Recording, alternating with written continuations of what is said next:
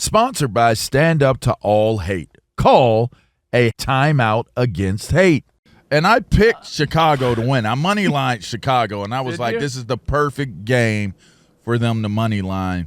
Let me tell you something. They better be glad this isn't a longer season because they could have ruined, and maybe they have, I don't know, but they are on the fringe of ruining Caleb Williams in one season. Well, why wait for two? If you can get it done in one. They almost it looks like they've almost gotten it done in one season. Okay, hold on. Now that we're here, I've got to pose a question. And by the way, do you remember when this team was 4-2 with the chance to bat down a Hail Mary to go to 5-2? Yeah. Yes. And instead, they've lost 10 straight since that moment. And by the way, that was fresh off a bye. Yeah. I digress. You made a statement saying in 1 year's time they're going to wreck Caleb Williams. Has this 1 year in Chicago been worse than Bryce Young's experience last year in Carolina? Oh, it's close. I'm not going to say it is. I'll say this. I think the world expected way more from Caleb Williams, which means that in totality, this is worse because I think it's a different scenario. You look at Caleb Williams versus Bryce Young. It's like Bryce Young is in Carolina. He's undersized. Like you see him come out. It's like, can this little dude do it? You know, the Carolina Panthers, they were going through some things. I just think that the Chicago Bears, the market, the history of the organization, how much fanfare was surrounding Caleb Williams and all of the hype. I think in totality, this is way worse. I think this is way worse because we are witnessing a can't miss generational talent compared to Patrick Mahomes go down. Like it's bad. It's not good. What's funny about it is all the jokes that Bears fans and people in the media were making about, oh, my God, they fleeced Carolina on that trade and this and that, and look at what they got. And Carolina right now picks after them in the draft. So bad. They're so terrible. And I think it's worse from this standpoint. There were expectations going into the year that, hey, listen, they've added pieces around him. Hold on. You had expectations going into the year. Oh, you thought it was going to look like this. Yeah. Buddy, we didn't have 4 wins. Yes. I thought 4 wins was very capable. Really? But yes. We didn't have 4-13. I mean, that's eventually where they're headed, right? They got to play Green Bay next week. Yeah, they're going to lose. I'm just saying that we didn't have expectations. You thought they'd be a wild card playoff. Yeah, you did. Hold on. Yeah, okay, did you think they would be a 4-win team, really? I didn't think 4 wins. Yes. But I certainly did not think double digits. I find that hard to believe. I think you thought they were going to be a fringe 7-10 football team. Not me. Nope. Don't put that on me. Well, whatever it is, Don't put that evil on me. I did not think they were going to be good. That is for certain. Now, what their win totals was, because they stink, and I thought they were going to stink, I didn't put a win total. I don't know that I put a win total 7-10 is still a long departure from your playoff prediction before the season for the Bears. Oh, yeah, but you guys had them not going to the postseason. That's correct. Did you have them this bad? Yes. Okay. Well, I didn't, and I don't think a lot of people had them this bad. Well, you're a Bears fan, though. You just don't like admitting it to everyone on air. Yeah, well, I mean, listen, we're not going to, take pot shots here at everybody. We're not doing it. We're not taking pot shots. We're just trying to be open with our audience and demonstrate the fact there's some bias there. You had high hopes. You're a Chicago fan. You love the Cubs. You love the Bears. There it is. And it's out there for the public to know. You're going to do it again come next season. Probably. Again? You're going to do it. Absolutely, you're going to do it again next season. I've been getting kicked in the nuts by them for 40 years. Yeah, and you must like it. Can we talk about, though, one of the most alarming things that I'd be concerned with, okay, is in this grand scheme of what the hell is going on with the Chicago Bears. And there's all these reports and discussions about who their head coaching candidates are, who's making that decision. You hear fans, chanting "sell the team" after the game last night. Yeah. This is as big of a dumpster fire as there is in the NFL. Yes. If we're being honest with ourselves. I agree. Totality. Because at every single level, you have ineptitude from whether it's the McCaskey family. They can't figure out how to build a stadium if they went to be Arlington or whatever. And so that starts at ownership. It then goes to Kevin Warren. You look at the roster. I don't think the roster's that bad. However, their offensive line needed improvement. They kind of try to address it, but not wholeheartedly the way they should have. That's still a big time struggle. They looked horrible. But it costed them the game. The decision to fire Matt Eberflus, which has done nothing, absolutely nothing for this team. It got worse. And then you hire or you elevate Thomas Brown into a position where, like, I'm not going to take shots at him because he's got almost zero experience being in this position. So if you're out there and you want to hammer him for his decision making last night in the final, under 3 minutes, go ahead. That's fine. You have every right to do so. That's your opinion. It was horrible. But it was horrible. It was horrible. That was some of the worst clock management I have ever seen, and it was shocking to think that you have coached in the NFL and that is not one of your priorities. And understanding you get a big gain when you're in a 2-minute drive or end of game, you take the timeout. It takes so much time to get your group to line up. How about the play calling in the final moments? All you needed was a field goal to tie, and instead you're trying to drop back and take 30-yard shots downfield. And then on top of that, you have zero plan for a blitz. Zero plan for blitz zero. Every single time it hit. I mean, Mike McDonald's going to be laughing, thinking this is a joke.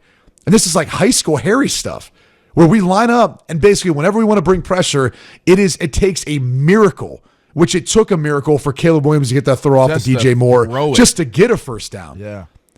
But like the timeout after a stopped clock, at that moment of it, I mean, the whole entire thing, the decision to, on 4th and inches, not go for it, then you sit there and get a 5-yard penalty to back you up, and then you take a timeout and then decide to come back out and go for it.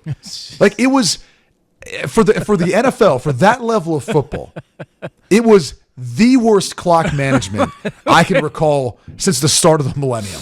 By the way, the Thomas Brown became offensive coordinator and then head coach in the span of like 18 days. Like they just, well, okay, we got to get rid of Shane Waldron. We'll elevate him. Got to get rid of Matt Eberflus.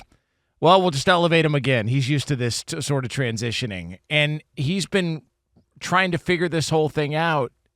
And they've gotten worse. Like they're worse and the without sharks Eberflus. are in the water. That's why when you break it down the way that you guys just broke it down and present it the way you guys just presented it, if I'm Pete Carroll, why wouldn't I take advantage of this opportunity? You're exposed, you're vulnerable, you're embarrassed. I just don't think that there cannot be any more major slip-ups or mistakes made by the decision-making body of this organization. I just don't think that Warren or Poles, one or the other, and it could be more Warren. The more I'm thinking about it, maybe it's not as much Poles, but I would assume either way, Poles is screwed if Warren is screwed. I don't know how that works, but you gotta believe, as bad as this is and as bad as that was last evening, and they showed Warren, they showed those guys sitting in the suites looking all comfortable and dressed in their nice suits and all that, and I'm like, I'd be there in a sweatsuit. That sweatsuit might have holes in it. I'm going to have like a towel around my neck, you know what I mean, with some Chuck Taylors on. I'm not trying to look like I'm living good right now because this product does not say that I should be maintaining that type of image. I should be in war mode. He should have had some paint. He should have had eye paint on his face, some tape around his fingers, chewing some gum, standing up, pacing back and forth. You can't look smooth and you can't look comfortable if that's the product that is coming on your watch. This is on their watch, and this is bad. It's super bad. I'm sitting there watching that joint, and I'm like, dude, this is doo-doo. Straight up 2 scoops of doo. You can't just be comfortable sitting there. like that. Something, I mean, unless ownership is like, hey, you know, this is our business model. We're meeting our business model. I don't know what that business model would be and what it would consist of, but you can't be sitting there feeling comfortable if you're a decision maker and you brought in a generational talent at quarterback thinking that he was going to change the whatever was going on in Chicago, and this is where he's at. He's almost damn near ruined. He's almost gunshot. He's almost gun shy in the behind. He made more mistakes and more things going on based off of how much pressure he felt at times, more so than the pressure that was really getting to him. That's bad. That's bad, man. You're trying to ruin the dude. You might have ruined him in one season. You know, it's kind of weird too. Like everyone can acknowledge, you watch the game, you go, oh yeah, offensive line is an issue. Well, yeah, like that's been the problem there for a long ass time. Like offensive line has been an issue for a long time there in Chicago. And I kind of posed the question to you guys, hey, if Joe Alt was available in the first round with that second pick that they used on Roma Dunze, would they have taken an offensive lineman or would they have gotten the fancy wide receiver there? And the point you made was, well, Olu was available and they didn't take him. Didn't take him. So what makes you think they would have taken Joe Alt? And like this entire setup and the way that this whole thing is done, and what's bizarre about it is Ryan Poles was an offensive lineman. You would think that would be a priority for him. And it hasn't been. They've nickeled and dimed the offensive line and used mid-round picks, or they've signed one-year deal. Like they signed a guy from Buffalo who once he got there, they realized, oh, he's got like an arthritic condition in his shoulder, and they signed him to a one-year deal. They've done patchwork work on the offensive line, on the interior, and then they're looking around going, God, we can't protect the guy. Well, I don't know. Like, what do you think? Maybe invest in that side of the ball, or maybe make that a priority, and they haven't for years. I think the other thing, too, is, again, scheme-wise. So if you don't have the ability to protect a quarterback with your 5 offensive linemen, you've got to adjust. You have to start running more 7-man protections. Bring in your tight end. Bring in a running back. Run more gap protections where you're not asking, the offensive line to have to win a lot of one-on-one battles. And if that's not the case, get the ball out of his hand quick. And I understand that's been kind of part of their offense. There's been more digging, dunking, and some more screens. Yeah. But you try to mix in some different elements and even try to find some different ways of sprinting him out more instead of just allowing him to have to sprint out when they bring in all-out pressure. There's ways around that because here's the NFL. It's a copycat league. They're going to continue to keep bringing pressure time and time again until you prove you can beat it. And if you can't, one of two things are going to happen. Or I should say, both of these things are going to happen. You're going to lose. You're going to get beat because you're going to keep forcing him to have to run backwards to then throw down the field. And he's going to get hurt. Eventually, Caleb Williams is going to get hurt from one of these hits, one of these plays. It's just a matter of time when they keep subjecting him to that. You want to hear a little Caleb Williams? Let's hear a little Caleb Williams. Here's a little Caleb Williams being asked. You want me to do it? You want me to do the sound? We might have to dump it. Well, he was asked about the booze. You punk mother! You know what y'all done to me? Y'all ruining me. I just want to come out here and throw the ball. At what point, you're wrong. At what point do you know? Is it like if the fingernail painting stuff, if that stops? Like, is that when we know it's like changed? I think it's already stopped. His hair wasn't as curly either. It was going a little bit straighter. I'm just saying that the curl.